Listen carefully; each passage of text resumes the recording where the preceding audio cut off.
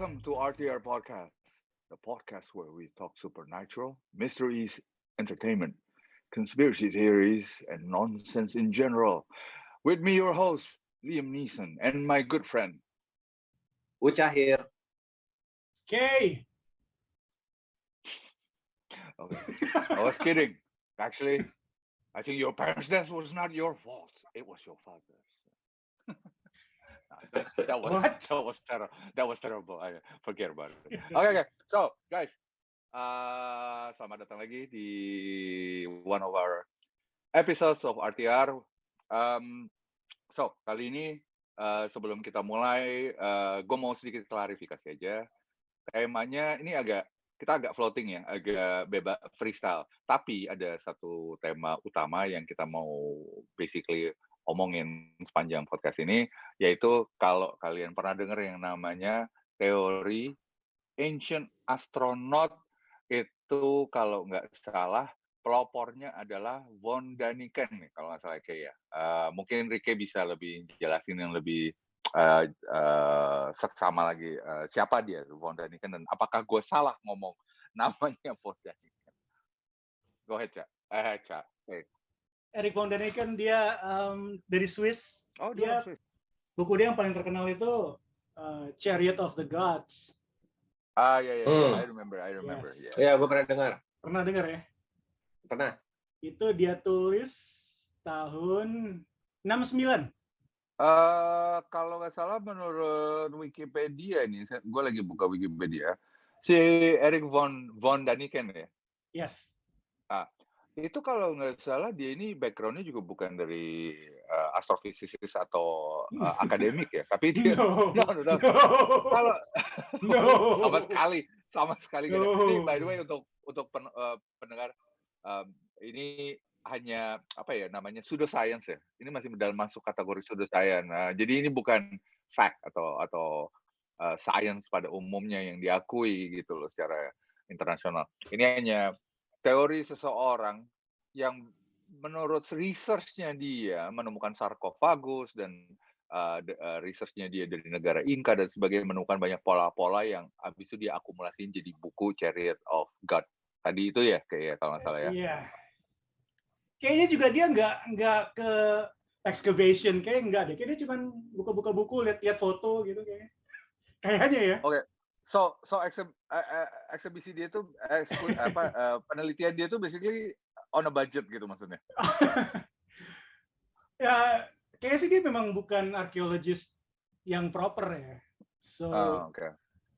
Ya emang dia, gue rasa si Eric ini emang gue setuju kalau dibilang nggak proper ya, karena dia juga banyak ambil materi dia kan dari si Harold Wilkins gitu kan. Itu jurnalis tentang treasure zaman dulu, itu lebih tua lagi, seinget gue. Gitu. Jadi si emang Eric von Daniken ini ya. Susah namanya. Dia si Eric ini lebih kayak ngumpulin data-data buku-buku yang udah ada, dia menciptakan teori sendiri gitu. Sementara kalau orang-orang yang pergi ke site atau yang ke jurnalis itu kayak si Harold Wilkins atau misalnya kayak arkeolog yang lebih kuno-kuno itu udah buat catatan mereka masing-masing gitu aja sih kalau gue lihat ya, gayanya kayak gini. Ini berdasarkan Wikipedia, dia nge-publish bukunya Chariots of the Gods ini tahun 71. Bantam paperback edition United States dan dalam bahasa Inggris. Kalau yang bahasa Jermannya 68, yang bahasa Jermannya 68, terus baru yang Inggris ya tadi terjemahkan. Bahasa Jerman kalau Emnerungen and die Zukunft kalau Chariots of the Gods. I might get Nah, academic dismissal-nya of course ada. Jadi di bukunya itu gue baca ya. Von Daniken's book and much of his subsequent publications such as Gods from Outer Space and The Gold of the Gods have drawn largely negative receptions from academic mainstream despite being popular bestseller. So, meskipun dia bestseller atau laku berat, tapi rupanya ya of course para akademik mainstream tuh mendinai bahwa ini ada any scientific and historical truth behind it. Kalau gue ada perspektif yang menarik nih buat kalian. Oke, go ahead. Gimana? Oke, jadi gue setuju sama kalian kalau Daniken ini he's full of shit. Tadinya. Tapi sorry. Sebelum What? kita dive in itu, boleh nggak gue potong? Oke. Mungkin Rike bisa sedikit jelasin ke pendengar apa teori von Daniken, apa yang dia tulis di buku Chariot of the God. Jadi supaya ini yang pendengar juga bisa tahu. Kita ngomongin soal apa teori dia yang di dispute sama scientist. Jadi teori dia itu setelah dia bandingkan banyak ciri-ciri dari ancient civilizations di berbagai belahan dunia, di Amerika Tengah, terus kan sih Amerika ya, dia kayaknya paling banyak dia ngambil dari Amerika contoh-contohnya. Kayak Aztec, Ya. Inca, Maya, Nazca. Terus dia lihat itu ada kesamaan-kesamaan. Mereka punya kesamaan mitologi, kesamaan budaya megalitik, budaya batu-batu besar. Terus kayak kalau dari mitologinya tuh mereka percaya bahwa mereka pernah didatangi oleh dewa dari langit. Jadi ada dewa dari langit datang kepada mereka, mereka diberi teknologi, dibantu untuk bercocok tanam, develop macam-macam art, terus matematika, astronomi, dan kemudian pendatang-pendatang dari langit ini, mereka kembali ke asal mereka, kembali ke langit, tapi mereka juga bilang mereka akan kembali suatu hari nanti, kembali ke bumi lagi. So basically what you're saying adalah dia punya teori berdasarkan pola atau kesamaan mitologi dari berbagai ragam budaya yang ada di mostly kayaknya Amerika Selatan sama Amerika Utara ya. Tengah. Iya. Itu konklusi dia adalah hasil culture yang mereka hasilkan tuh megalitik. Jadi batu-batu besar ini kan bisa sampai puluhan ton. Tapi mereka bisa tumpuk-tumpuk. Kita juga masih belum tahu gimana cara mereka zaman dulu bisa numpuk batu sebesar itu dan banyak gitu loh. and not to mention kalau not to mention yang Uca mungkin mau bilang tadi rapih juga kan kalau Dan rapi, ya, betul. teknologi butuh teknologi yang Iya. tinggi untuk dapat knowledge kayak gitu buat civilization kita zaman dulu. Von Daniken menurutku dia kayak bisa dibilang dia kayak beruntung. Oh, Kenapa beruntung? kenapa? Kita kan di podcast ini kan kita coba untuk open mind ya. Kita harus ngeliat data-data baru, kita proses, terus kita bandingkan dengan pengetahuan yang kita udah punya. Kalau dari aku pribadi nih, Von Daniken memang mungkin dia bukan ahli arkeolog ya. Dia bukan ahli kayak orang-orang scholars atau apa. Cuman teori dia ini menarik karena perkembangan dunia kita saat ini di mana UFO itu udah hal yang fakta. Sorry, sebelum itu saya harus motong nih. Kebetulan baru kali ini Rike bilang kata-kata UFO, UAP. So, mungkin Yes. kalau penjelasan tadi Rike agak kurang gampang dicerna atau agak nggak direct, mungkin gue bisa bantu dengan bilang, Eric von Daniken ini basically punya teori yang bilang bahwa civilization kita zaman dulu itu perkembangan dan kemajuan teknologi dan knowledge-nya itu dibantu oleh sebuah sosok makhluk yang mereka atau orang zaman dulu bilang Tuhan atau gods atau dewa-dewa yang dibilangnya sky people. So, teori ini basically mengacu kepada bahwa human civilization atau manusia itu dulu dibantu oleh seorang pencipta yang mereka klaim adalah pencipta atau dewa atau pelindung mereka dari luar angkasa. So teori ini memang makanya sekarang ngerti kan kalau pendengar merasa kenapa Eric von Daniken ini di disclaim sama saintis pada umumnya, karena dia bilang bahwa kita itu dibantu oleh alien, gampangnya gitu. Iya kan, Keke? Iya. Oke. Oke, jadi UFO itu udah fakta. Memang ada benda-benda yang aneh yang kita nggak bisa jelaskan. Teknologinya sangat maju. Ya, mereka bisa seperti punya anti-gravity technology. Terus pertanyaan berikutnya, dari mana UFO ini? Kan either itu human dari manusia yang top secret mungkin kita nggak tahu karena dirahasiakan sekali, atau dari non-human intelligence. Jadi kalau kita bilang itu UFO itu dari manusia, sekarang negara yang paling maju, let's say Amerika. Cuma problemnya UFO itu udah dilihat orang dari zaman dulu banget.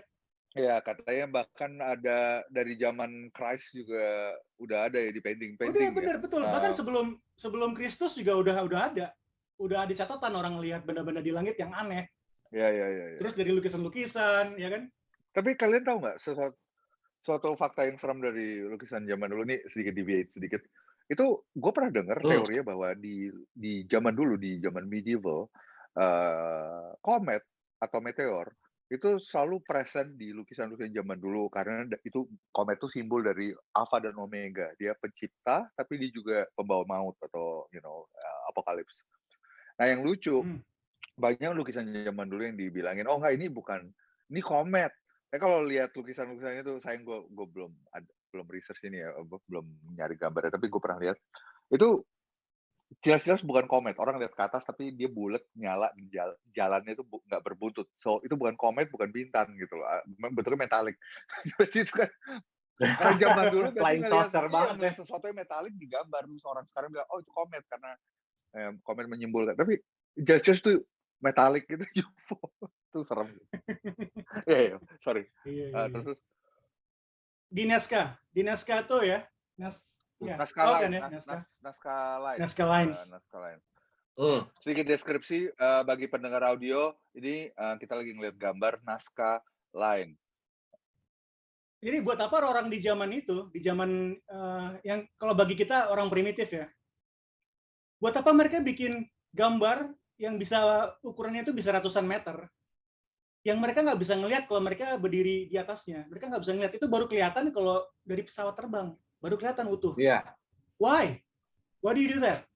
Itu ada apa? Burung kolibri, ada spider, monyet, ya, monkey, betul. Binatang-binatang. Tapi yang paling serem, gue pernah lihat di naskah lain itu ada gambar orang pakai helm gede, kepala gede. Kayaknya ada ya. Ada. Aku nggak ingat sih. Kayak astronot. Gue nggak ingat. Gue ingatnya binatang semua. Ada yang astronot, ada orang humanoid astronot. Tunggu ya, gue cari. By the way, Rike, gue barusan ngasih lo link di chat. Mungkin bisa dibuka untuk dilihat rame-rame. Itu salah satu teori yang von Daniken juga, research-nya dia. Oke. Udah lihat gak di chat? Oh iya, benar. Ada satu gambar yang di gunung gitu. Itu bentuknya orang berdiri. Ya, betul. Terus kayak pakai helm bulat. Yes. Pakai helm bulat, terus matanya bulat 2 biji. Yes. Itu jelas bukan binatang bumi ya. Yes, itu agak. Itu bukan jelas binatang bumi ya. Oh, ini yang dari Maya atau Inka atau Aztec nih? Oh ya, yang link dari gua adalah itu sarkofagusnya Pascal the Great yang merepresent ancient astronaut ascending to stars in his spaceship menurut dia. Wow, ini sih memang aneh ya. So itu memang aneh itu kuburan. Nggak, ini di trace ulang karena asli itu kan dia cuma ukiran. So banyak orang-orang saintis mainstream, nanti gambarnya bisa lo save juga ya, lo taruh di so banyak orang mainstream saintis bilang, oh ini gambar si Prince yang ini kan sarkofagus kan, kuburannya si Prince ini kan. Oh ini gambar si Prince tidur. Tapi kalau lo puter 45 derajat, kalau 90 derajat, itu lo bisa clearly lihat dia duduk di suatu motorized vehicle, dia duduk, ada panel kakinya, ada panel tangannya, ada steernya, terus ada jet engine di belakang. So kelihatan kayak teknologi ya? Iya, istilahnya gini, biarpun lo skeptis, biarpun lo lebih ke arah mainstream science, which is gue juga, kita semua actually menghargai banget mainstream science, tapi lo nggak bisa deny, lo lihat ini dan wondering, ini orang yang zaman dulu, apakah mereka nge-smoke weed, mereka high, atau mereka nonton atau mereka kuat ya? Atau mereka somehow nonton Star Wars, there's no other explanation gitu loh, ini jet engine gitu loh, doesn't make sense. Iya, ini kayak di kokpit ya nggak sih? Lo nggak pernah lihat ya gambar ini? Ini terkenal banget loh, Erik von Daniken. Justru dia kalau mulai dari kalau yang di buku dia di hitam putihnya gambarnya fotonya jelek. Oh, enggak. Oh, ini lebih jelas. Ya itu, jadi salah satu yang bikin si Erik von Daniken berteori bahwa kenapa banyak ada lagi satu lagi namanya helikopter ya. Lo pernah lihat gak? Dia nemuin di salah satu sarkofagus. Oh iya sama. Nah dia pernah juga coba buka link yang ini deh guys. Tuh, itu dari Wikipedia. Itu salah satu ukiran di tombs-nya dia ada helikopter hieroglyph. Oke. Oh ini beneran? Ya, itu. Ini bukan hoax. Itu helikopter hieroglyph di Abydos, Egypt. Kalau lihat ada helikopter, ada di kanannya ada kayak Jetson. Submarine, ini ada kayak submarine juga nih. Kalau gue bilang kayak mobil Jetson, terus di bawahnya ada pesawat. Mobil Jetson. Lo lihat kayak submarine.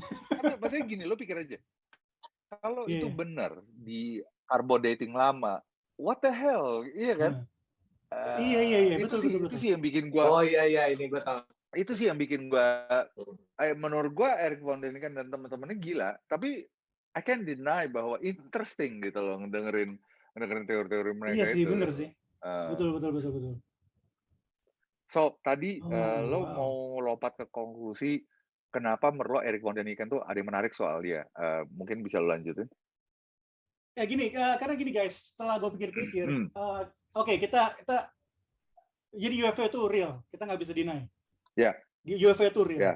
Ini Little Green Man maupun bukan ya, alien maupun bukan ya. Ya, sekarang masalahnya kalau kita bilang itu buatan manusia, kayak nggak mungkin tuh kecil kemungkinannya karena udah dilihat manusia dari zaman dulu banget. Ya. Terus kalau orang bilang itu buatan Amerika, itu zaman dulu Perang Dunia Kedua Amerika pesawatnya masih pakai baling-baling. Not to mention kita itu belum menemukan sistem untuk melawan gravitasi secara propulsion setelah Perang Dunia Kedua. After that, I think. Ya, setelah Perang Dunia Kedua. Nazi kan katanya dibawa ke NASA, mereka yang bikin roketnya actually itu juga suatu dark side of NASA tuh. Itu juga menarik dan pesawat pertama yang bisa vertical take off landing itu VTOL itu juga baru setelah Perang Dunia II juga. Ya itu masih lama. Itu yang bukannya awalnya ini aja di develop buat bikin roket untuk perang basically, tapi akhirnya teknologi itu digunain buat teknologinya ya udah ditemukan sama Nazi, cuman tidak berhasil dijadikan pesawat. Pas dijadiin pesawat itu kalau nggak salah itu kayak pesawat tempur Harrier deh, pertama yang pakai aplikasi vertical take off landing. Itu yang di True Lies bukan? Iya, itu dia. True Lies. Iya, benar. Tapi guys itu pesawat bising banget guys. Itu bising banget gitu. Nah kalau UFO kayak nggak ada suaranya gitu. Ya karena mereka juga pakai propulsion sistem anti gravitasi kan. Mereka bukan pakai propulsion jet engine basically. Nah, enggak. Dan itu pun juga pesawat Harrier itu baru ada tahun 60 baru bisa diciptakan. 60 ya? Jadi ya 60 vertical take off landing teknologinya normalnya. Sementara kalau jet engine buat roket iya di Perang Dunia II udah diciptain, cuman nggak berhasil diaplikasiin sama Nazi gitu. Gitu kalau di sejarahnya sih. Jadi emang aneh sih kalau misalnya kayak Rike bilang bahwa ini buatan manusia terus baru ada sekarang, ya pertanyaan big question-nya kenapa zaman dulu orang udah ngelihat dan udah banyak lukisan-lukisan dari zaman dulu. Ya selalu ada keseragaman. Yang dari Erik ini yang gue tertarik itu adalah kenapa selalu baik Inka, Aztec atau Maya atau apapun lah budaya yang punya piramid ya, yang culture-nya punya piramid. Pasti ada penggambaran 3 hal yang sama. Pertama, selalu ada gambar lingkaran atau bentuk flying saucer. Pasti ada. Gue nggak ngerti kenapa di hieroglif mereka. Pasti ada satu itu.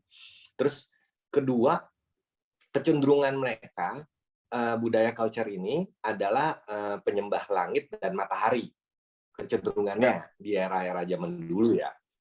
Itu selalu dianggap yang dewa paling hebatnya, awalnya dari sananya, dari atas lah.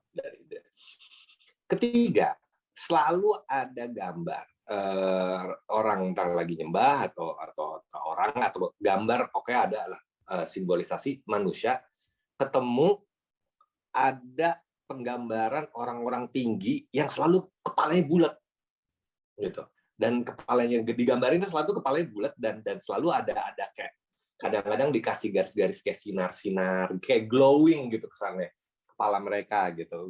Gua nggak ngerti gitu. Sementara kan kalau lo lihat Inka, Aztec, Maya atau bahkan sampai ada beberapa gambar di Mesir, itu kan budayanya tahunnya beda-beda semua, ya kan? Yes. Dan ditambah mereka itu jaraknya jauh-jauh semua, gitu. Why? Guys, gitu. lihat share screen kalian. Oke. Apa nih? Nah ini gue tahu nih. Gue tahu gambar ini. Nih, 8.000 tahun sebelum Yesus. 8.000, bayangin, 8.000 tahun sebelum Yesus. Iya. Ini apaan? Gue tanya lu, Cak. Ini apaan, Cak? Makanya. Nah itu, selalu ada Enlighten me. Bulat. Iya kan, ada lingkaran bulat dan selalu ada garis-garisnya kan. Kesannya gitu kan. Gitu. Kita tahu itu gambarnya pas itu gambar bentuknya humanoid. Kalau gue sih ngelihatnya ya, itu kayak Doctor Strange sih salah satunya. Kalau gue nggak salah, itu simbol dari bentuk humanoid yang punya suatu glow di kepalanya. So itu simbol dari sesuatu yang enlightenment atau tinggi. Bisa dewa atau bisa orang pintar atau creator. Nah, cuman yang gue nggak tahu lagi kenapa di antara glow di kepalanya dan kepala itu sendiri ada kayak bentuk bulat kayak fishbowl gitu. Kesannya mereka kayak Fishbowl, pakai itu dia. mereka kayak pakai Karena pakai helm. helm. Iya, helm astronot. Nah, yang lucu kayak helmet betul. yang lucunya lagi guys, did you guys know bahwa kalau lo ke Wikipedia even tentang lo research soal Great Pyramid of Giza, itu memang dibilang kalau the Great Pyramid of Giza itu ada king chamber-nya di dalamnya. Cuman secara formal Pyramid of Giza itu nggak pernah actually diakuin sebagai tempat untuk pemakaman raja karena tidak pernah ditemuin raja yang di situ. Dia cuma bilang, oh ini ada chamber raja. So ini tempat di mana mereka pasti ngubur raja di dalam Great Pyramid of Giza. But sampai sekarang nggak ada yang pernah tahu raja apa yang tinggal di piramid Giza karena memang nggak pernah ada tomb di Pyramid of Giza. Nah penjelasannya para saintis adalah oh itu pasti udah di raid atau udah dirampok makanya kita nggak nemuin siapa yang tinggal di situ. Tapi tetap aja ada yang punya teori, kayaknya salah satunya si ancient astronaut teori ini juga bilang bahwa mungkin Pyramid of Giza itu sendiri bukan tempat pemakaman, tapi suatu bentuk nuclear power plant, ancient nuclear power plant zaman dulu gitu loh. Itu menarik juga tuh. Itu juga dari salah satu Chariot of God juga deh. Gue juga lupa sih nama teorinya apa. Gue mau backup cerita lo. Ada yang lucu soal piramid Giza ini. Jadi itu benar. Yang akhirnya para ilmuwan bingung karena itu bukan makam, nggak pernah ada hieroglif soal itu nyebut makam, cuman dibilang itu penting. Nah, yang nge-backup teori lo ini itu adanya Sphinx di situ. Oh, apa hubungannya? Apa hubungannya? Nah, culture-nya Sphinx itu ngejagain sesuatu hal yang penting. Oke, I see. Nah, ngerti gak? Kenapa Sphinx ada di situ doang? Gak ada Sphinx di piramid yang lain. Sementara kalau culture-nya bahwa karakter makhluk Sphinx ini itu lumayan penting kalau lu ngerti cerita dewa-dewa Egypt ya, gitu. Why Giza? Ngerti gak? Gitu. Jadi Giza itu kalau lu bilang misalnya itu dibilang misalnya kayak ada yang bilang teknologi nuklir atau apalah ya, maksudnya gue nggak terlalu paham di situnya, tapi gue setuju kalau bahwa Giza itu ada sesuatu hal yang penting dan sampai perlu ada Sphinx di situ yang ngejagainnya. Gue waktu itu ngelihat di acaranya Ancient Alien by the way yang kalau pendengar nggak tahu, Ancient Alien itu suatu acara dari channel namanya History Channel. Dia kalau udah season 12 atau 15, I don't remember. Dia basically acara yang dibikin berdasarkan teori Eric von Daniken ini. So semua ngebahas asal mulanya sejarah kita, Ancient Alien dan sebagainya. Nah, salah satu yang menarik itu gue pernah nonton ada orang yang membuat mock-up-nya piramid Giza, kan kalau piramid Giza dipotong tuh lo bisa lihat dalamnya, chamber, misalnya lorong apa chamber itu digambarin, tapi dihapus bentuk segitiga piramidnya, ditunjukin ke ahli. Jadi cuman jalur-jalurnya. Jadi jalur-jalur jalan dalamnya. Nah, dibikinnya juga secara nggak detail, jadi cuman ukuran dan bentuk jalurnya doang.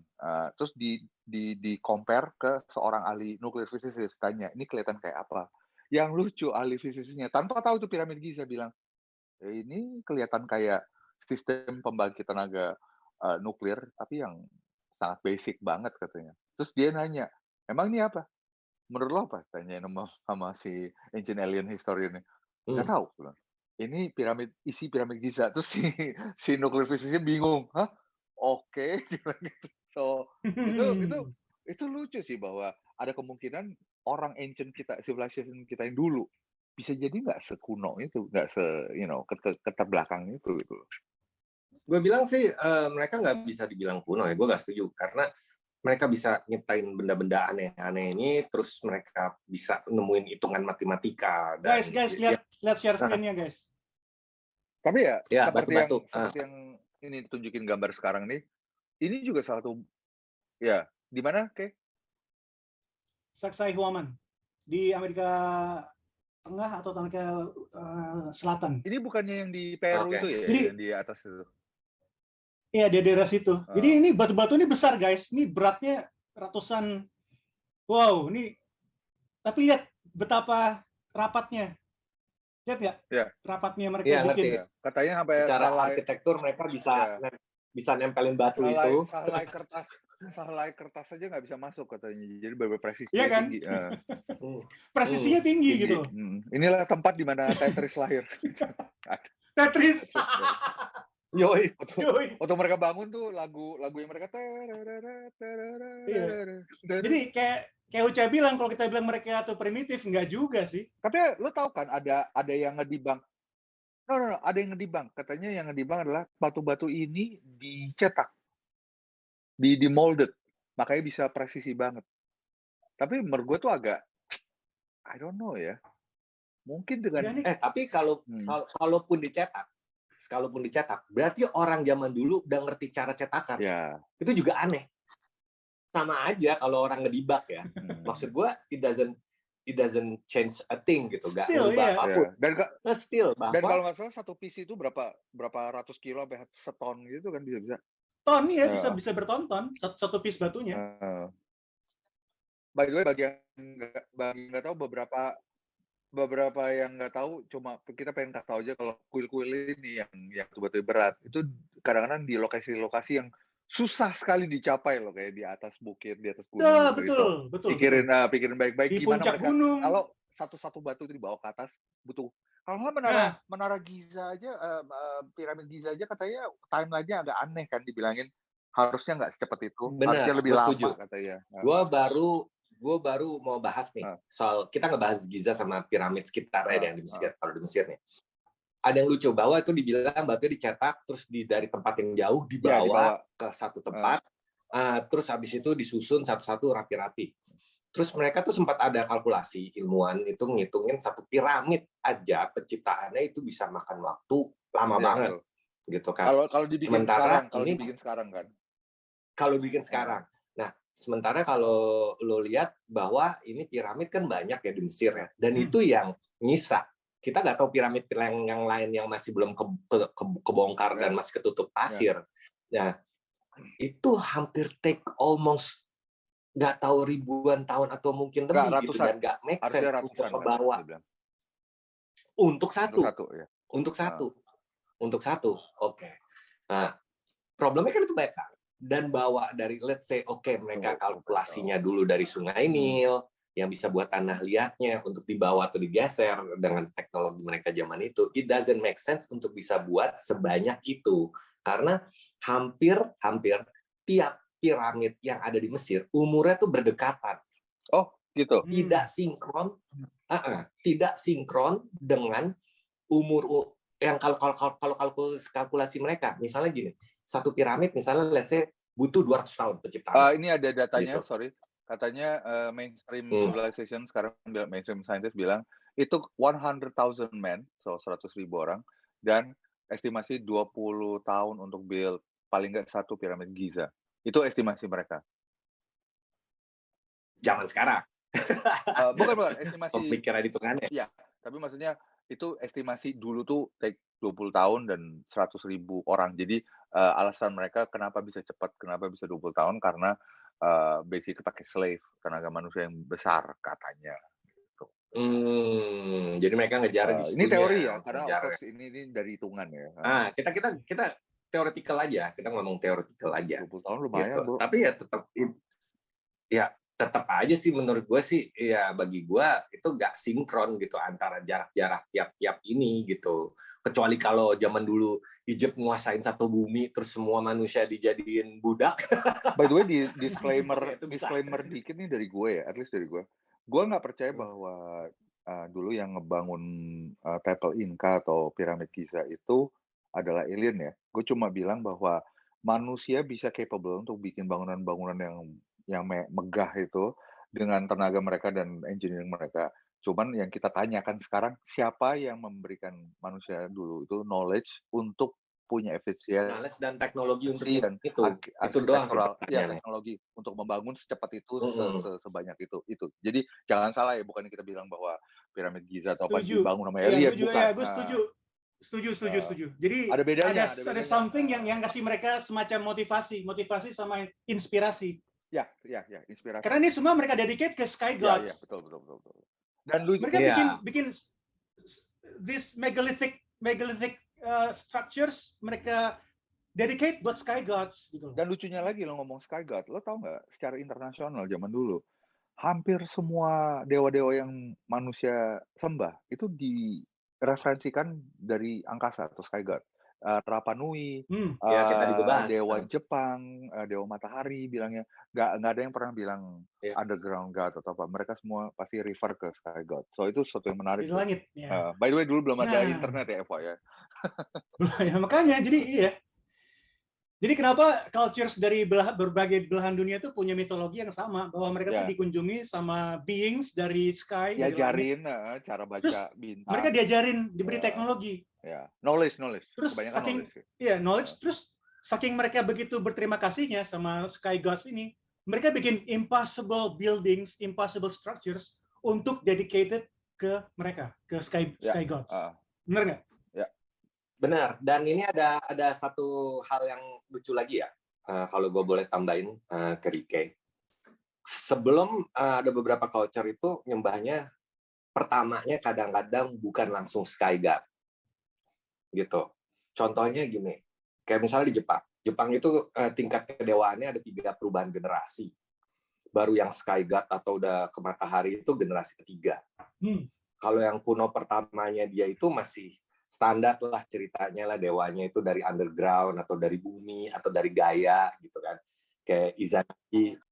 Jadi kayak di Jepang waktu generasi pertama kedewa-dewaan mereka masih Izanagi, Izanami, dan masih yang standar culture-nya dewanya itu nongol dari Gaia atau dari bumi atau dari tanah. Itu perkembangan teknologi mereka kurang.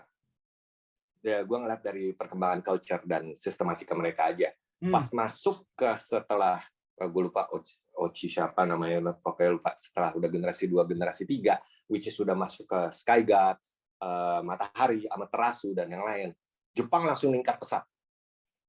Jepang juga meningkat pesat. Sama halnya kayak Mesir. Mesir pertama kali itu tingkat-tingkat kedewa-dewaannya, itu kan banyak banget mereka ya. Sebenarnya aslinya tuh ada ratusan, cuman nggak semuanya terkenal. Nah, itu waktu awal cerita dewa awal mereka yang the gods making love, terus abis itu air maninya jadi Sungai Nil, dan dewa-dewa pertama yang keluar dari tanah Sungai Nil ini, itu belum ada piramid. By the time, gue gak ngerti kenapa mereka berubah nyembah sky god, matahari, baru ada Ra, Osiris, dan yang lain yang standar yang kita kenal dewa-dewanya, baru mulai mereka maju lagi. Jadi aneh.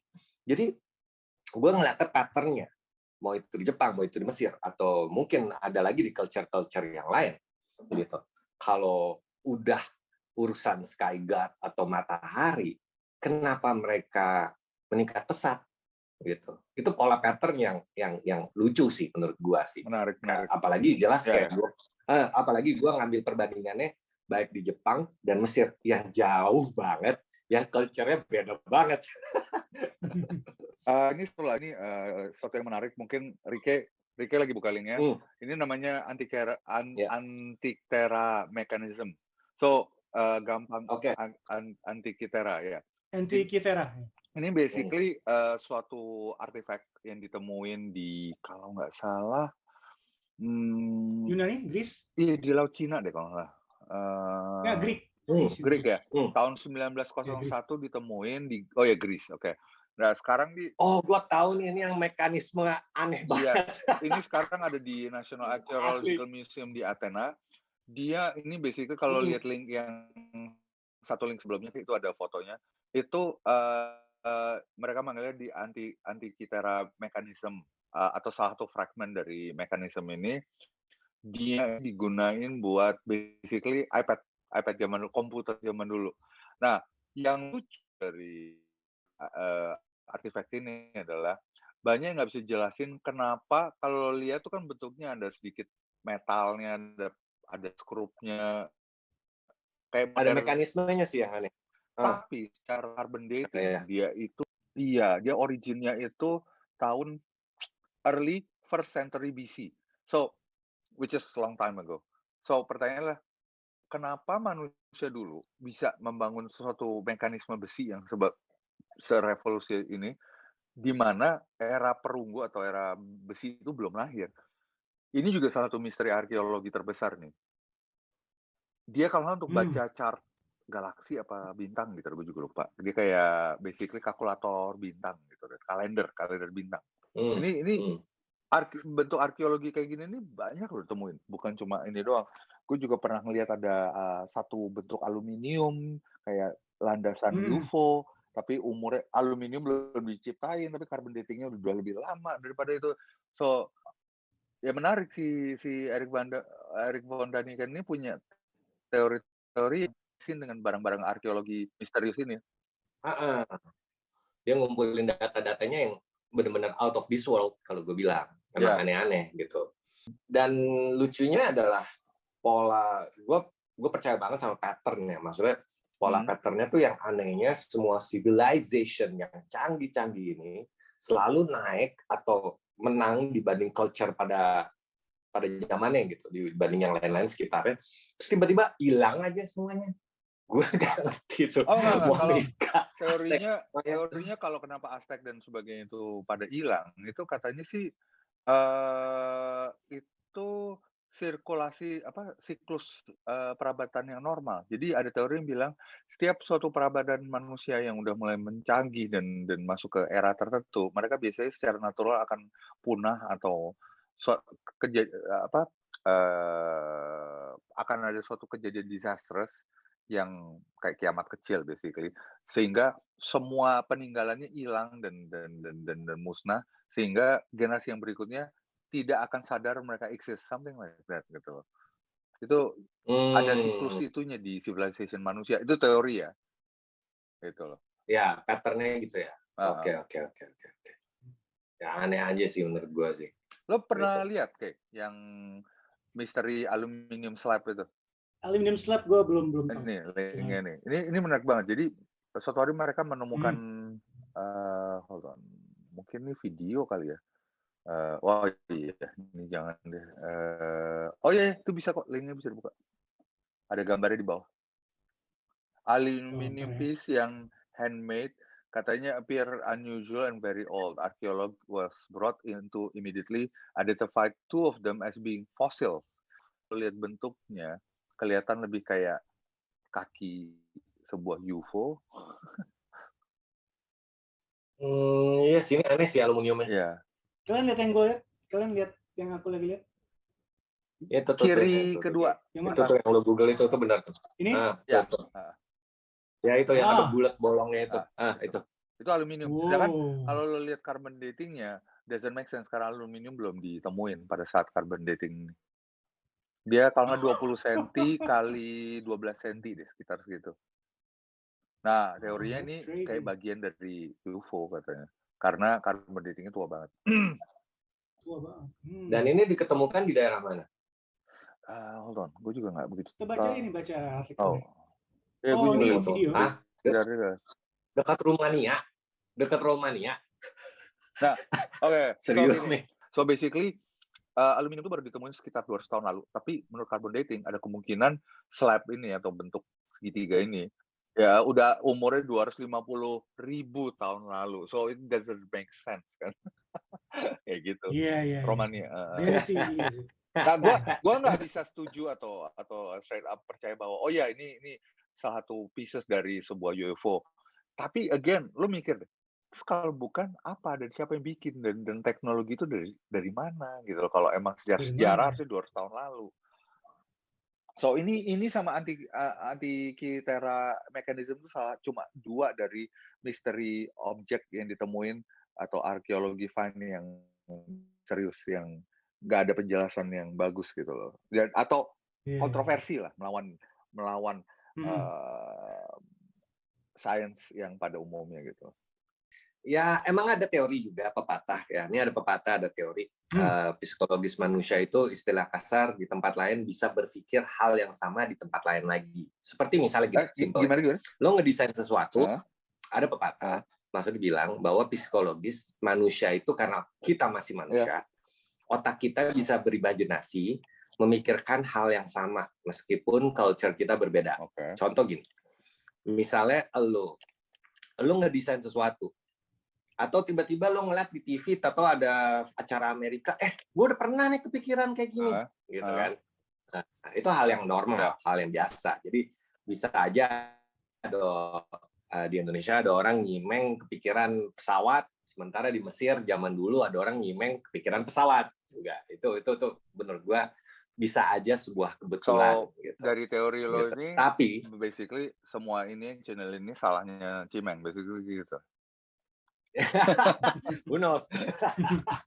tapi kembali lagi kalau urusan imajinasi orang, kecenderungannya itu berarti sampai aplikasinya paling apa sih, gambar misalnya, oke kan, ya kan? Tapi itu nggak sampai menciptakan sebuah istilah kasar ilmu tinggi, kayak misalnya ngasilin matematika misalnya, atau ngasilin mekanis atau apa. Tapi itu udah bukan imajinasi. Tapi gue agak nggak setuju loh, karena lo harus ingat bahwa zaman dulu, biarpun kita tuh tidak ada internet dan telepon, tapi perdagangan antara pulau, antara negara dan antar kontinen itu udah terjadi. So the fact bahwa ini kalau kita ngomong skeptical aja ya gitu, kenapa semua budaya yang berbeda-beda dan jauh-jauh semua bikin sistem gedungnya sama kayak Inka, Peru, Giza, piramid di Egypt. Kenapa mereka semua bikin arsitektural yang pakai sistem piramida? By the way, bagi yang nggak tahu nih, gue harus jelasin bahwa piramid itu bukan khusus suatu monumen yang eksklusif di Mesir doang, tapi piramida itu adalah sebuah tren arsitektural yang bentuknya seperti, again, piramid, bentuk objek piramid. So makanya mereka manggilnya piramid. Bukan itu nama struktur di Mesirnya, tapi itu emang cara membangun arsitektural tren yang waktu itu dipakai sama semua orang. Mungkin aja karena pertukaran budaya dari perdagangan, kita semua bisa aja menggunakan sistem arsitektural yang sama atau sistem chart bintang yang sama. But yang bikin gua nggak yakin itu benar adalah the fact bahwa piramid Giza, Peru, Inka itu di dalam era yang berbeda-beda, terlalu jauh. So itu doang yang bikin. Nah, terlalu jauh untuk ilmu itu menyebar antara satu kecuali mereka semua dalam 100 tahun yang sama ya. Nah, gue setuju kalau misalnya let's say kayak dulu di Arab banyak culture mereka dapat culture mungkin dari Mongol karena dulu pernah ada penjajahan Genghis Khan atau apa, terus atau ada misalnya jalur perdagangan mereka yang akhirnya mereka belajar culture yang lain atau bisa belajar arsitek, itu gue percaya. Tapi kalau kayak tadi kembali yang Ricky bilang, udah bangunan monolit dengan arsitektur yang hampir gak make sense, dengan batu-batunya juga, dari mana batu-batunya itu udah terlalu aneh aja sih bagi gua. Contoh yang paling gampang lagi misalnya kayak Pulau Paskah, ya kan? Pulau Paskah deh, itu tuh who the hell yang punya ide buat muka orang segede itu terus ditempel, ditancepin ke dalam tanah. Isengnya kayak gila nih, udah bukan nyimeng lagi gue bilang. So kalau menurut lo emang ada dulu ancient being yang paling tinggi atau yang paling knowledgeable dan mengajarin kita semua ini, kalau nggak Eric von Daniken itu selalu merefer mereka sebagai ini link yang paling baru, Anunnaki. Pernah dengar nggak? Pernah. So Anunnaki atau sebutan lainnya adalah Anunnaki, itu ada variasi yang lainnya, adalah beberapa grup deities itu apa ya? Makhluk tinggi dari ancient Sumerian, Akkadians, Assyrian, dan Babylonian. Mereka adalah earliest Sumerian yang kalau ditulis di Sumerian yang awal ada writing soal mereka dari post Akkadian period. Mereka itu katanya pantheon atau descendant dari An dan Ki, God of Heaven and Goddess of Earth. Dan primary function atau tugas mereka yang utama adalah decree the fates of humanity. So mereka basically menurunkan ilmu dan menentukan destiny-nya kita gitu loh. So mereka di worship of course, dan katanya mereka tuh mitologinya adalah dari Sumerian itu dari inskripsi yang ditulis di era Gudea, which is 2144 sampai 2124 BC, di dinasti Ur namanya. Nah Iya, di gua teks tahu. yang awal ini dibilang katanya mereka ini basically apa ya, manusia yang paling tinggi, deity yang paling tinggi yang memberikan ilmu katanya. So kalau nggak Eric Bauman kan juga pernah mereferensi mereka sebagai apa ya, konspirasi teorinya ya, itu yang menyangkut ancient astronaut. So extraterrestrial ancient astronaut itu dulu pernah datang ke bumi, dan origin dari religion reaction ke kontak dengan alien race ini yang dibikin interpretasi dari Sumerian text itu, Old Testament as sebagai sebuah evidence bahwa adanya makhluk tinggi yang datang ke kita dulu dan ngajarin kita semua ini. Ini juga berhubungan sama agama Abraham, Yahudi, Kristen, betul. Islam. Iya. Karena kan kalian tahu kalau Abraham itu dari Ur. Iya, betul. Iya. Ada hubungannya emang. Jadi dia besar di culture Akkadian ini.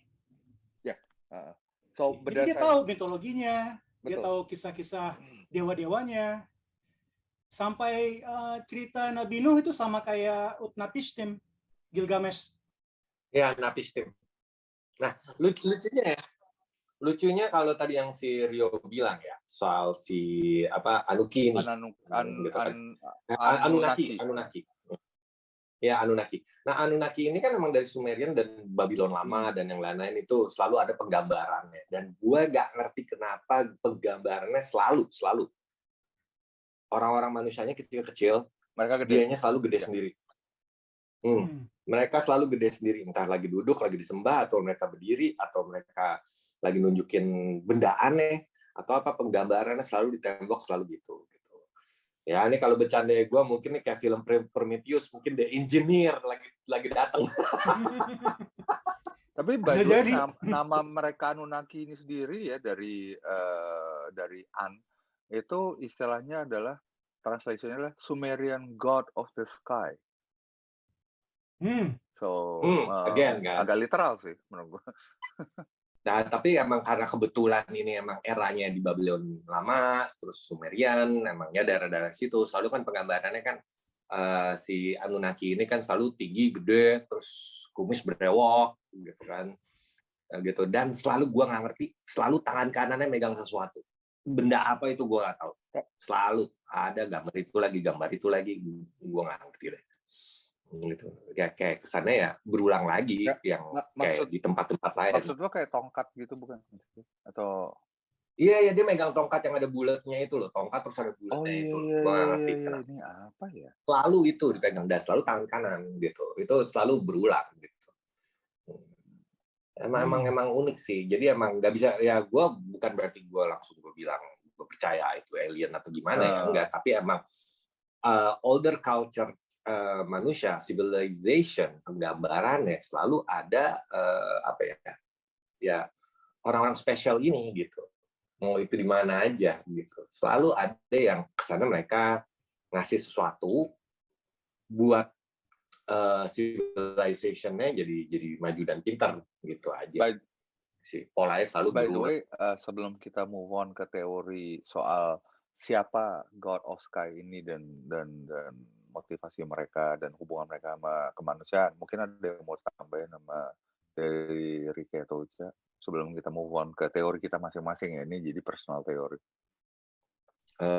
Kalau dari gue sih nggak ada sih, maksudnya ya udah dari tadi gue ngomongin aja, nggak apa-apa kalau kita lanjut ke berikutnya sih. Kalau Ricky gimana?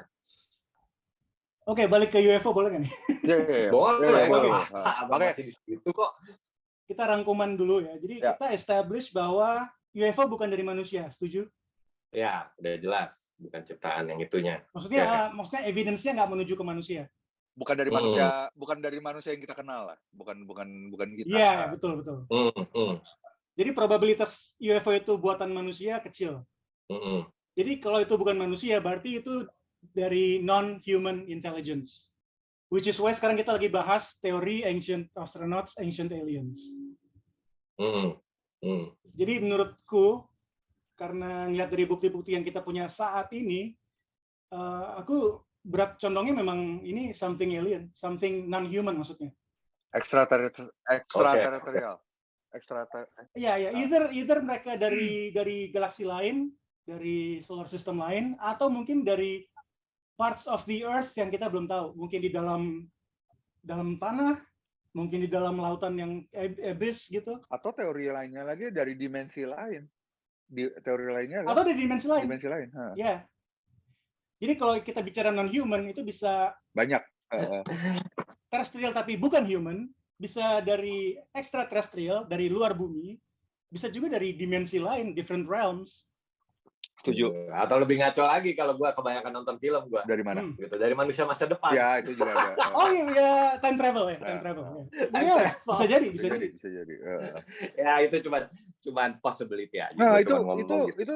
itu salah satu teori menarik kalau bilang gitu, Cak. Karena itu juga salah satu teori yang ancient astronomer pernah propose gitu loh, bahwa mereka tuh adalah kita dari yang udah evolve, saking jauhnya mereka nggak menyerupai manusia lagi gitu loh, tapi mereka adalah kita dari masa depan. Nah, teori ini bilang bahwa manusia, as you guys know ya, beberapa dekade lalu itu kalau perhatiin kepalanya tuh nggak begitu besar, badannya basically lebih besar, mereka lebih banyak bulu karena untuk proteksi terhadap alam yang berbahaya dan mereka punya physical strength lebih besar dibandingkan intelektualitas mereka.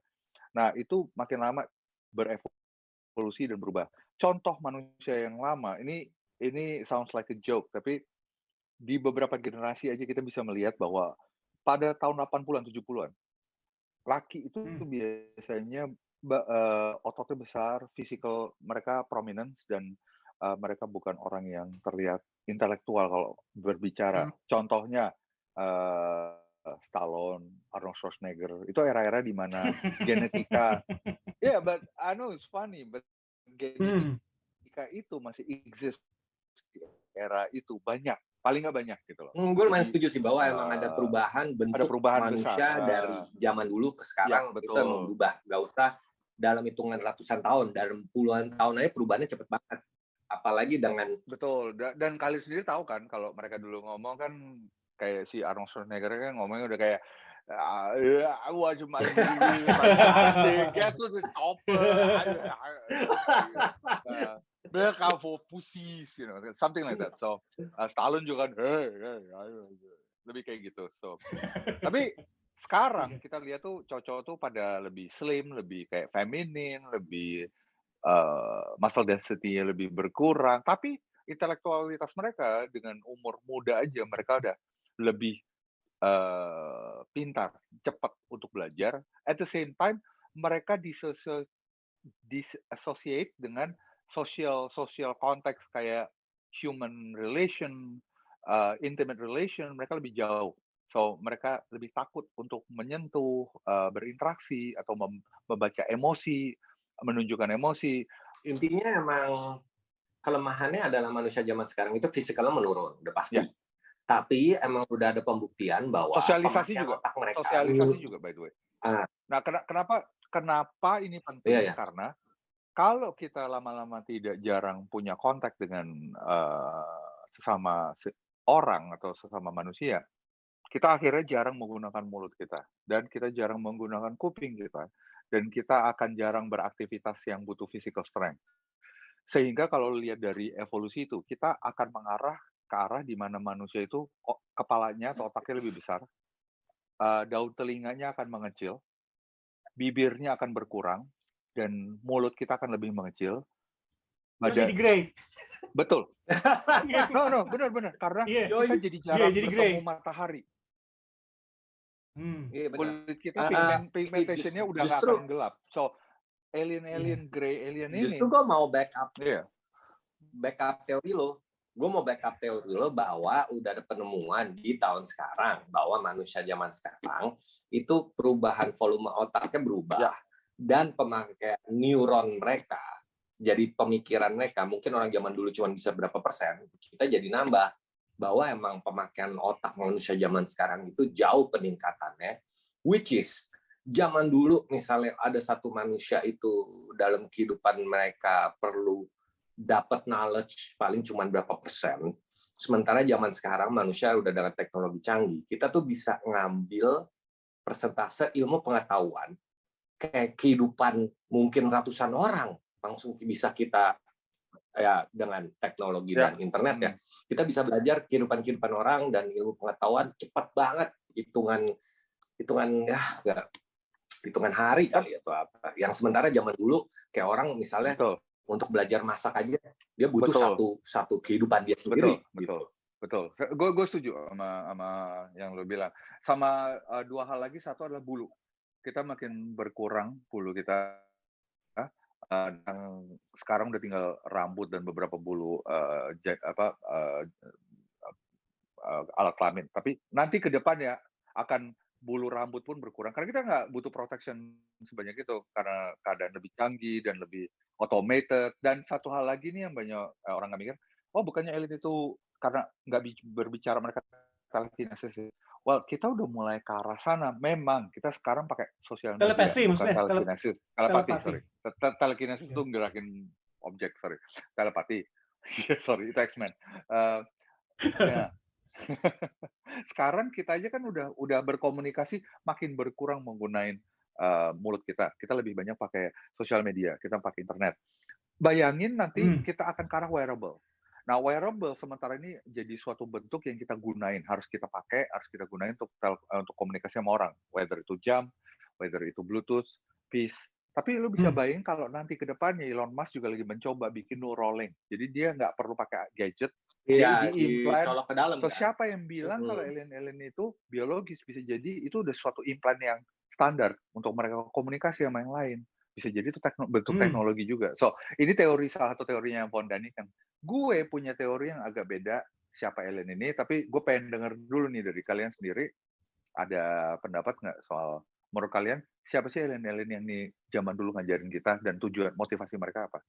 Kalau menurut lo apa, Cak? Jadi mereka ini apakah orang dari masa depan? Apakah mereka ini dari galaksi lain ataukah dari dimensi lain seperti yang Rike tadi bilang? Lo lebih ke arah mana? Oh, gue possibility-nya gue open semua.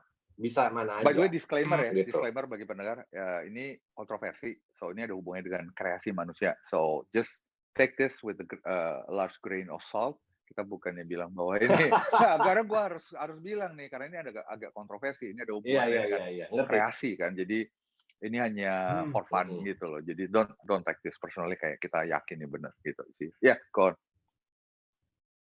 Ya, just for the fun of it sih. Kalau yang kita di teori lo bilang bahwa manusia perubahan terus jadi kemana, terus pada akhirnya itu bisa jadi alien itu adalah manusia di masa depan terus datang ke masa lalu, ya who knows? Gue sih mikirnya kayak gitu. Karena emang perubahan kayak Back to the Future ya. Mereka pengen make sure sejarah itu kayak gitu. Iya.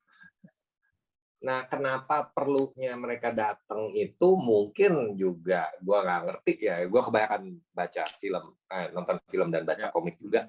Bisa jadi emang perlu dibantuin civilization zaman dulu. Kalau nggak mungkin ada katastrofi yang lebih gede gitu, atau ada malapetaka lebih parah. Makanya perlu bantuan orang-orang spesial ini. So dari sisi lo, mereka itu karena kita di masa depan. Mereka perlu make sure bahwa timeline itu terjaga, bahwa alur sejarah itu jalan sesuai dengan apa yang mereka tahu, gitu. Itu kalau yang teori manusia masa depan. Lo setuju? Itu kalau teori manusia masa depan. Kalau yang teori manusia, maksudnya kalau teori alien itu dari dimensi lain, nah itu gue nggak tahu deh motivasinya kenapa. Itu gue nggak bisa ngejelasin, nggak ada patternnya soalnya.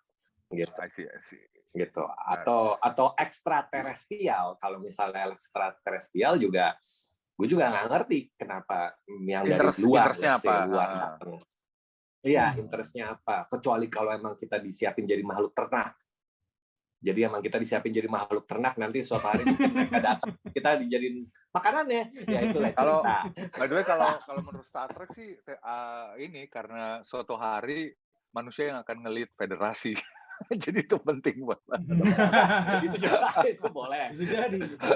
Bisa jadi. Kalau lo kayak ada pendapat soal itu? Tapi ya oke, di luar time travel itu sangat kontroversial. Di luar itu, gue suka sih dengan ide bahwa kita dari the future kembali ke past buat menjaga supaya kita nggak ngancurin diri kita sendiri. Karena aku lihat kayak UFO di zaman sekarang tuh mereka kayak berusaha untuk nggak Interfere. nggak itu ya, nggak interfere Yeah. itu maksudnya, bener. Benar, Bisa mungkin benar. mereka dideketin kabur, lari, terus mereka mencoba untuk low Ya, profile. tanpa sadar mereka jadi salah satu meme atau YouTube video yang baik. Betul. Jadi mereka cuman kayak watcher doang ya. Watcher, kayak betul. watcher Jadi doang. iya, gue jadi senang dengan ide bahwa kita mau mencoba menolong diri kita sendiri. Kita dari future menolong diri kita di zaman sekarang. Soalnya juga lebih ke arah situ. I think so. Yeah. Oke. Kalau gue punya teori beda. Ini teori dari Eric Von Däniken juga sih. Bahwa Oke, coba. So menurut ancient astronaut, salah satu teori mereka juga of course kayak kita punya banyak varian dari siapa sih para ancient astronaut ini, motivasinya apa. Tapi salah satu yang caught my eye atau yang bikin gue tertarik banget adalah salah satu teorinya bilang gini, gampangnya adalah manusia itu asalnya bukan dari bumi. Kita itu dulu tinggalnya di Mars. Makanya ada alasan kenapa Mars itu terlihat seperti planet yang sudah hancur atau sudah mati, dan ada sejarah bahwa ngerti. ya ada sejarah bahwa dulu itu pernah ada air dan sungai. Itu fakta. Itu udah terbukti dari rover Mars itu bahwa evidence bahwa dulu ada erosi dari air ya dulu. Ya, abundance of water tuh betul. Nah, kedua dia masih habitable in terms of lokasi dia between matahari di dalam tata surya kita. So, possibility bahwa dulu Mars itu pernah luris dan hijau dan subur itu is there. Itu yang pertama faktornya. Kedua, kita dulu makhluknya kita tinggal di Mars dulu, nggak tahu dari mana. Nah, kita udah berdekade lebih dan beratus-ratus tahun, beratus ribu tahun udah tinggal di Mars. Kita udah flourish, kita udah mencapai suatu titik teknologi yang tinggi sehingga kita bisa travel keluar dari tata surya. Nah, namanya sifat manusia itu destruktif. Mars pun akhirnya mati. Ada yang bilang core-nya mati. Core itu kalau kalian tahu itu perputaran inti planet yang panas kayak molten core ya jadinya. Itu yang menghasilkan elektromagnetik yang membuat suatu planet punya atmosfer dan punya gelombang elektromagnetik yang melindungi planet itu dari tata surya kita. Tapi karena kita resource-nya udah kita habisin di Mars dan core itu mati dan udah tua, orang penduduk Mars itu dipaksa untuk bikin contingency plan. Either pindah dan nyari planet Mars-like planet lain yang bisa habitable. Exodus ke bumi ya jadinya. Yes. Bumi, which is yang lebih dekat. Tapi satunya lagi mereka punya potensi yang bagus yaitu bintang namanya Orion. Kalau kalian tahu Orion Belt, itu 3 bintang utama yang berdekatan. Dan Orion Belt ini juga jadi inspirasi katanya dari piramid Giza. Kalau lihat piramid Giza itu ada 3 dan 3-3-nya itu align atau at least dulu align dengan Orion Belt kalau lagi mengarah ke I don't know berapa tahun sekali gitulah. Nah, so ada teori bilang bahwa Sky God itu dari Orion Belt. Nah, apa hubungannya sama bumi? So, seperti kalau kalian tahu Interstellar, sebelum mereka pergi untuk ke Orion Belt, mereka bikin contingency plan. Mereka juga mencoba untuk ke bumi. Masalahnya, zaman dulu ancestor kita tidak bisa menghabit bumi. Mungkin karena atmosfernya yang density oksigennya beda, atau karena dulu bumi itu lush dan serem ya, native harsh environment ya. Harsh environment ya, native-nya itu nggak friendly. Nah, so mereka harus nyari cara gimana caranya supaya keturunan mereka bisa hidup di bumi. So, kalau lo tahu di ceritanya Hercules dulu, itu kan legendanya dewa-dewa itu, terutama Zeus, kan bandel, suka ngawinin manusia dan menghasilkan anak yang half breed seperti Hercules, Achilles juga ya kalau nggak Yes, salah yes, ya. yes, yes. Nah, Hmm. Ini so di Bible juga ada di Bible. nah exactly. Makanya katanya Ya. sih menurut ancient astronaut itu kemungkinan not only mereka pergi ke Orion, mereka juga bikin ekspedisi ke bumi dan mereka mencoba mengawinkan genetically ya, bukan actually pakai penduduk bumi ya.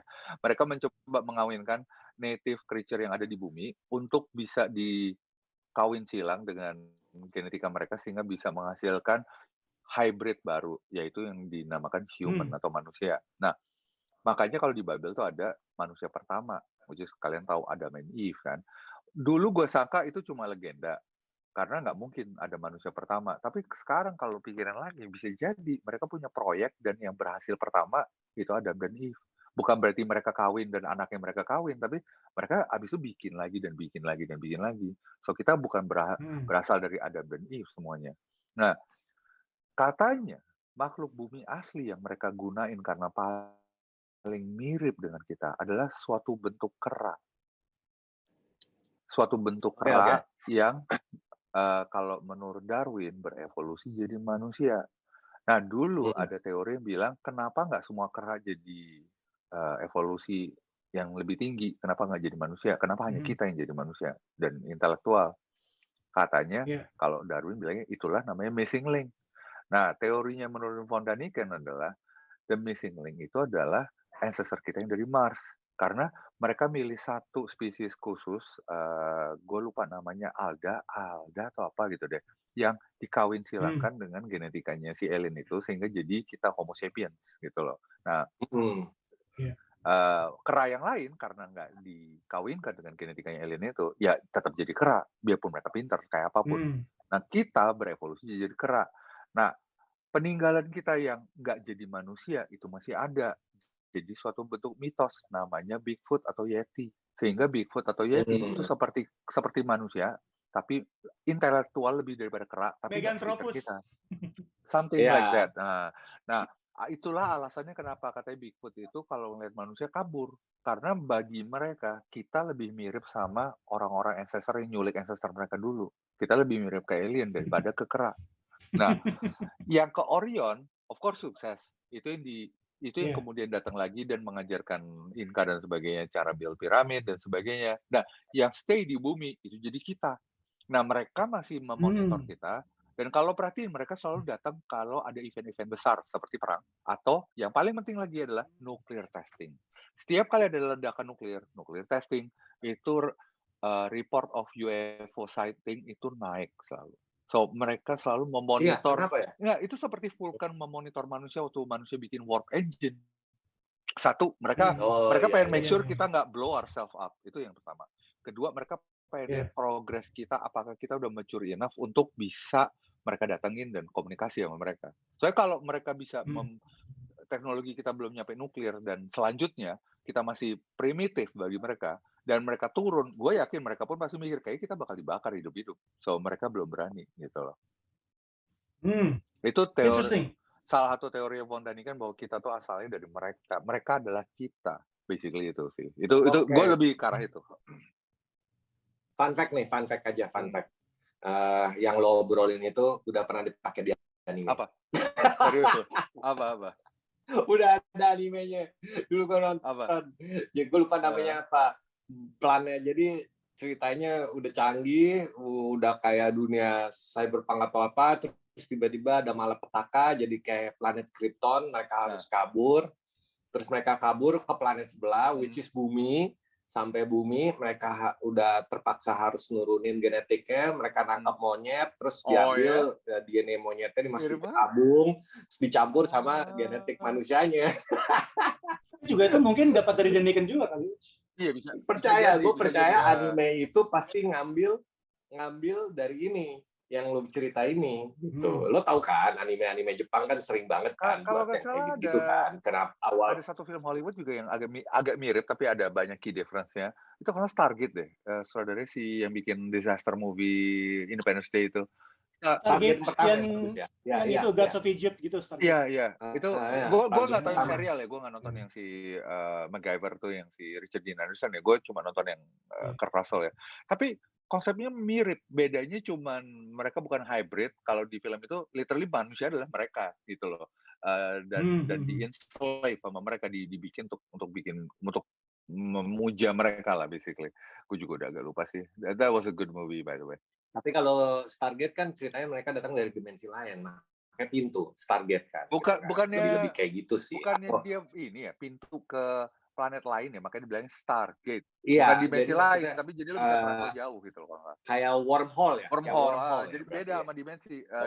Kalau dimensi itu literally di sebelah kita. Kalau wormhole tuh kita bisa, travel jauh ya. instantly. Dia buka wormhole. Rio inget nggak? Ya. Ingat Bob Lazar nggak? Oh iya, itu cerita serem sih. Itu mungkin lo mau cerita kayak ini menarik banget loh. Tunggu, sebelum lo cerita, Uca lo tahu Bob Lazar? Nggak tahu gue. Itu siapa tuh? Bob Lazar terus gimana? Lo nggak tahu dia siapa, lo nggak tahu ceritanya ya? Rio, tolong dikasih introduction, Rio. Oke. So, introduction pendeknya adalah Bob Lazar adalah seorang ahli kimia ya, kalau nggak roket. Dia ahli roket yang agak eksentrik. Yes. Dia terkenal karena dia suka masang rocket propulsion. Dia suka masang roket kecil di mobilnya. Itu katanya benar. So, tiba-tiba suatu hari dia dipanggil oleh militer, dibilangin, ini ada proyek, gue butuh ahli roket, tapi lo kalau kerja di fasilitas ini, itu lo top secret, jadi lo nggak boleh cerita ke siapa-siapa. Oke, dibilang. So, dia terima kerjaan ini, dan di fasilitas ini, menurut dia, itu ada suatu pesawat canggih yang tidak dikasih tahu asalnya dari mana, yang tidak dikasih tahu, lo nggak boleh tanya ini dari mana, lo nggak boleh tanya ini siapa yang bikin, pokoknya tugas lo adalah untuk reverse engineering gimana device ini bisa beroperasi, oke? Itu yang pertama. Kedua, dia pernah lihat di area fasilitas ini ada satu kamar yang ada pasien, dan pasiennya katanya badannya kecil dan nggak kayak manusia. Pas ditanya itu apa, orang personal militer cuma, jangan nanya banyak pertanyaan, jalan aja ke depan ke tempat pos lo kerja. Nah, area ini itu karena namanya area, gue lupa asli ya, S4. S4. Nah, kita semua S4. Orang awam mengenal dengan area 51 atau area 51. Ya, so Rike mungkin lo mau cerita detailnya lagi kenapa si Bob Lazar ini punya merit atau otentisitas dari cerita dia. Jadi salah satu yang bikin gue tertarik waktu dia menggambarkan cara gerakan UFO. Katanya UFO itu kalau kita pikirkan dia bentuknya disk kan. Ini pasti dia terbangnya nyamping, ya kan? Karena kalau nyamping, lu bentuknya disk, kalau gerak nyamping itu wind drag-nya kecil, paling kecil. Tapi dia Bob Lazar bilang nggak kayak gitu. Dia malah kalau dia piring, dia tuh ke arah atasnya. Geraknya tuh maju dengan atasnya itu. So pada umumnya Bob Lazar bilang bentuk dari UFO atau ya. Tapi dia ngerti kan? Ya. Vertikal. Ya, jadi bentuk. Bahkan kalau dia mau ke kiri, dia muter terus dia baru gerak. Itu dibuktikan di video UFO gimbal. Pada dasarnya bentuk tidak mengikuti aerodinamis, tidak berhubungan dengan aerodinamis. Kenapa kesaksian dia serem kayak? Yang gue serem sih itu, kan dia cerita nih. Suatu saat dia lagi jalan di S4 itu. Terus kan sudah ada banyak hanger. Suatu saat dia ngelihat di satu hanger, 1 atau 2 hanger, pokoknya gede, luas gitu. Dia ngelihat ada 9 craft. 9 craft dengan bentuk-bentuk yang beda-beda, ukuran yang beda-beda. Terus waktu itu dia punya rekan kerja, namanya, gue lupa namanya siapa, tapi dia tanya sama temennya, pas mereka ngelihat itu craft itu dijajar, dia tanya, ini dari mana ini semua? Ini yang bikin gue merinding ya, temannya bilang, dari ekskavasi arkeologi. Berarti tua dong? Tua guys, menurut temannya si Bob Lazar. Dan yang serem lagi dari Bob Lazar tuh gue pernah dengar katanya ada banyak ahli psikolog yang bisa baca apa tuh namanya body language. Semua rata-rata bilang konklusinya yang dengar wawancara. By the way, Bob Lazar ini udah sering diwawancara ya. Jadi pendek udah banyak videonya. Dia setelah berhenti dari S4 ini atau Area 51, dia akhirnya membocorkan cerita pengalaman dia kerja karena alasannya militer itu menghancurkan kredibilitas dan karir dia lah. Jadi karena terlalu rahasia kan. Nah, dia akhirnya udahlah gue ngomong aja, gue nggak takut lah diapain sama pemerintah, dia ngomong. Nah, dari beberapa wawancara Iya. itu semua ahli body language bilangnya gini, konklusinya sama. Gue nggak tahu apakah yang dia bilang benar apa enggak, tapi yang udah pasti gue yakin dia at least percaya semua omongannya dan ini bukan fabrikasi. Artinya kalau dia delusional atau ini ngarang, apapun yang dia karang dia percaya. So, kalau ini memang jujur, gue bisa percaya dia jujur. Gue nggak tahu apa yang dia lihat, gue nggak percaya apa yang dia lihat, Iya. tapi gue percaya satu hal, dia jujur gitu, dia nggak bohong. Wawancaranya Nggak konsisten. Iya, bohong. iya. Dia Ya, apa adanya ya. berpuluh tahun lalu apa adanya, konsisten katanya. Ceritanya itu kompleks, dia pinter, dan dia nggak pernah mengarang, istilahnya kayak lo tau kan kalau orang bohong itu detailnya pasti nggak bisa Ya, detail, dia detail versinya sekali. berubah-berubah Ya, kalau ditanya betul, lagi. betul, versinya berubah, dia nggak. So itu yang serem menurut gue dari kesaksian Bob Lazar. Jadi ada kemungkinan besar apa yang dia bilang. Dan by the way Bob Lazar sendiri nggak pernah bilang itu UFO atau alien loh. Bob Lazar sendiri tuh skeptical. Jadi dia selalu cerita apa yang dia lihat, apa yang dia kerjain. Salah satunya adalah propulsion engine yang menurut dia tidak ada propulsion engine seperti itu di dunia ini, which is bukan based on jet, tapi berdasarkan anti-gravitational melalui bentuk elektromagnetik yang dibikin dari suatu elemen yang belum ada di bumi, belum ditemukan di bumi. Gue lupa nama elemen apa ya, kayak lo ingat gak? Yang ternyata terbukti Elemen berapa pakai angka ya, angka berapa 15 berapa ya, gitu. 15 berapa. Itu katanya waktu dia bersaksi elemen tuh belum temuin, orang banyak bilang, apa itu elemen apa itu? Tapi sekarang udah ditemuin, ternyata Bob Lazar bener elemen tuh ada gitu loh. Coba ya gue wikiin dia Bob Lazar. Lucu sih, ini jadi ada teori lagi di gua gitu. Kalau misalnya Harry Kay bilang bahwa Bob Lazar ngelihat 9 craft itu dan itu ancient, bahwa itu hasil ekskavasi, penemuan. Sekarang big question-nya, apa stop sampai situ atau jangan-jangan manusia sekarang udah bisa replika? Kalau menurut gue sih pemerintah Amerika ya, itu at least tidak jujur soal kemajuan teknologi yang ada. Ini alien atau nggak alien ya? Itu kayak gini loh, Cak. Kita sebagai orang sipil biasa, itu selalu dapat teknologi at least 10-20 tahun telat dibandingin orang-orang yang di atas. Oh, itu pasti. Kayak LCD, Pasti, bro. Kayak plasma. gini, kalau pembuatan prototipe itu tiap pemerintah mungkin bisa. Itu udah hukum aturannya. Tapi pas buat mass product mungkin mereka tidak mampu untuk secara ekonomi, secara alasan yang lain untuk buat mass product. Bukan itu doang, Jadi nunggu. tapi kalau ada hubungan sama militer juga aplikasi militer. Karena mereka of course nggak mau lawan mereka punya itu. Jadi aplikasi militer itu akan di primerin dibandingin aplikasi sipil gitu. Emang disembunyiin. By the way, nama elemennya 115 ya, benar. Itu yang Bob Lazar ngaku ada, terus orang nggak percaya, terus berapa tahun kemudian ditemuin ada. So ya mungkin aja katanya berdasarkan elemen 115 itu teknologi hovercraft atau alien ship ini bisa mengenerate suatu elektromagnetik yang bisa memanipulasi gravitational element gitu loh.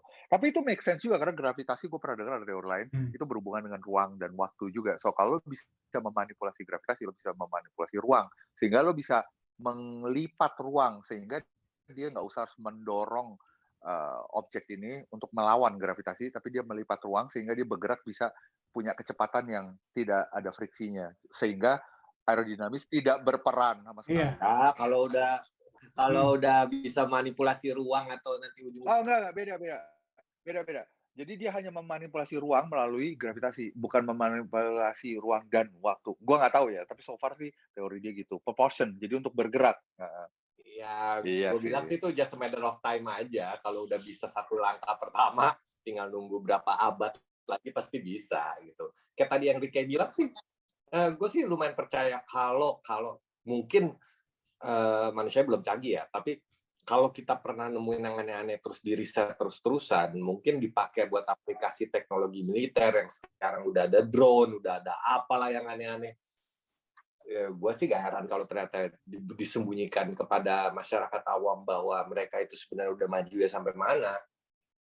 Ngomong aplikasi tadi yang kita tuh belum kita actually mungkin lebih maju daripada yang kita pikir. Itu salah satu bukti yang udah terbukti. Itu kalau nggak penemuan DNA loh. Aplikasi DNA itu kan kita kapan sih, kayak masih lately kan? Baru ya, baru 30 tahun, 50 tahun ini kita tahunya. Tapi lo tahu kan historinya sebenarnya penemuan DNA itu udah jauh lama sebelum itu loh. Pemerintah udah tahu, bukan pemerintah ya, mungkin researcher tuh udah tahu duluan. Benar. Tahun 60-an kalau nggak salah DNA itu harusnya 50-an, 53. Tapi kita baru tahu mainstream itu tahun 70, 80-an deh kalau nggak salah. Makanya itu ada gap kan di situ tuh. Gue yakin zamannya itu pun dirahasiain pasti. Itu aplikasinya pasti hanya orang tertentu yang tahu. Ya sama aja kayak gini, gue bilang sih. Lu bayangin deh misalnya kalau kita ngeliat kita karena udah terbiasa dengan zaman kita dan teknologi kita, bayangin misalnya handphone gitu. Terus handphone lu tunjukin, lu ketemu orang di tahun let's say 1800, lu tunjukin handphone, bengong kali mereka. Loh, udah terjadi kan? Bukan handphone tapi kayak Cak. Kalau nggak salah di zaman ancient dulu ada tablet, ada 2 biji. Isinya ini peraturan apa yang kita nggak boleh lakukan. Oh ini Ten Commandments. Nggak. I'm kidding. Nggak apa-apa. But who knows? Begitu kan. Kenapa kayak tadi lo mau bilang apa kayak? Sorry. Lagi-lagi validasi buat Bob Lazar ya. Waktu Luis Elizondo, ahli UFO zaman kita nih, waktu dia diinterview sama majalah GQ, Elizondo bilang bahwa US government they are in possession of exotic materials. Lagi-lagi Bob Lazar divalidasi sama fakta-fakta baru. Elizondo bilang US government pegang exotic materials, teknologi non-human maksudnya. They have it. Tapi Elizondo nggak mau bilang lebih dari itu karena dia masih NDA. Ya, si Elizondo ini kan dulu kerja di counter intelligence special unit ya awalnya, terus dia pindah ke office under Secretary of Defense for Intelligence. Ya. Jadi Bob Lazar ya karena cerita dia dari tahun 80-an itu terbukti terus ini benar. Terus yang satu pesawat craft yang dia diizinkan masuk ke dalam buat ngelihat. Itu dia bilang buat masuk ke dalam tuh lu harus merangkak. Alat-alatnya itu kayak buat anak kecil. Kayak mungkin makhluk-makhluk yang cuman tingginya sepaha manusia. Oh, sekecil itu?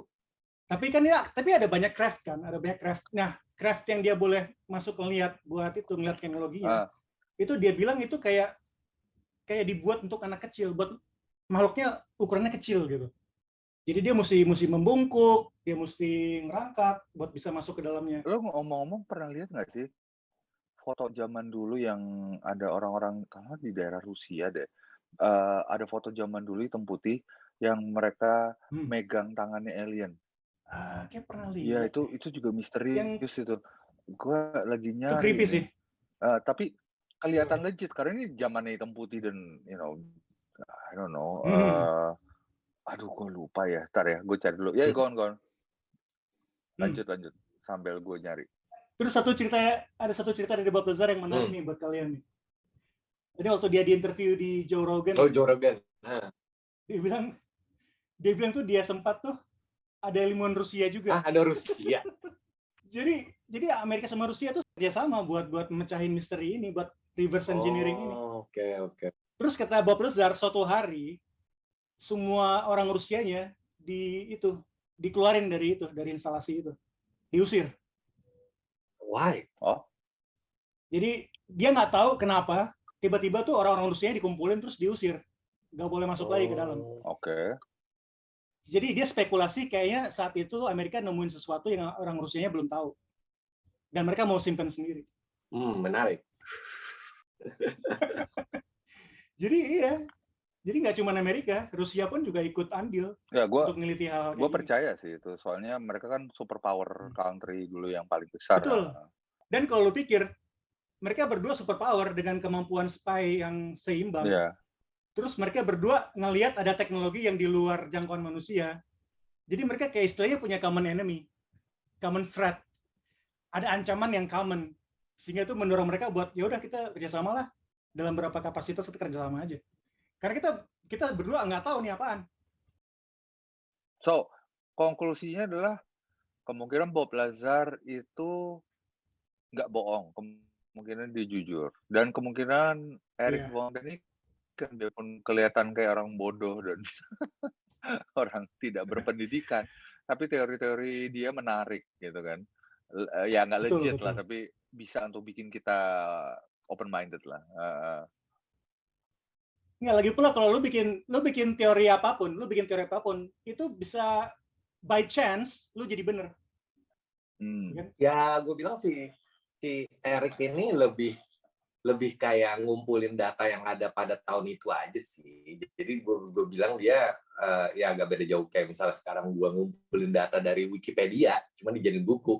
Gue bilang si Eric itu begitu gitu. Jadi gue nggak bilang dia bodoh ya. Maksudnya kayak dia ada ketertarikan. By the way, gue baru tahu kalau Eric Von Däniken tuh mudanya kerjanya sebagai kayak bellboy di hotel gitu. Dia bukan arkeolog, bukan apa. By the way. Tapi ya se-fun-funnya Ancient Alien yang di acara History Channel ya, biarpun mereka sendiri ngaku kalau mereka sendiri nggak percaya sama semua teori yang mereka bilang di acara itu ya.